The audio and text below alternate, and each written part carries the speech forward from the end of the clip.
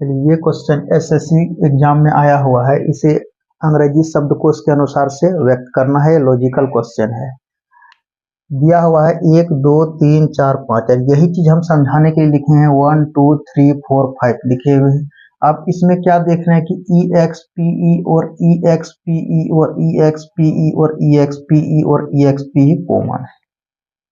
अगर यदि EXPE को खत्म कर देते हैं तो पहले जो है कि क्या आएगा, तो N आएगा। आप यहाँ पे N लिख दीजिए। दूसरा में EXPE को खत्म कर देने के बाद क्या आ जाएगा, पहला लेटर D आएगा, तो आप यहाँ पे D लिख दीजिए। तीसरा में EXPE को खत्म कर देने के बाद क्या आ जाएगा, पहला लेटर R आ जाएगा। चौथा में क्या आ जा रहा है, आपका पहला लेटर L आ जा रहा है, L लिखिए। पांचवा में पहला लेटर फिर क्या हो रहा है, N हो रहा है। अगर हम अब आपसे पूछें कि NDRLN में अंग्रेजी वर्णमाला में सबसे पहला लेटर कौन सा होगा, तो आपका जवाब होगा कि D होगा।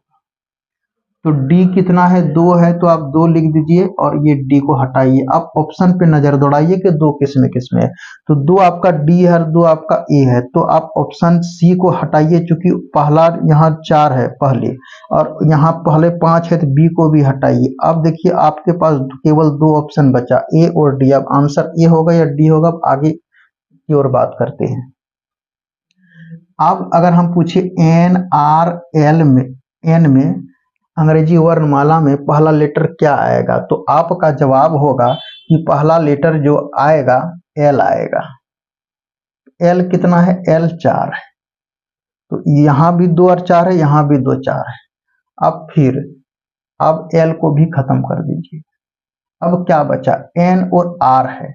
अगर N और R में आखिरी लेटर के अगर जो बात करें, तो आप कहिएगा कि R आएगा आखिरी लेटर, तो आखिरी लेटर कितना है, 3 है। तो देखिए यहाँ पर आखिरी अंक 1 है, यहाँ पर आखिरी अंक 3 है, उसका मतलब ये D आपका गलत हो रहा है। यानी करेक्ट ऑप्शन होगा आपका A, यानी A सही होगा।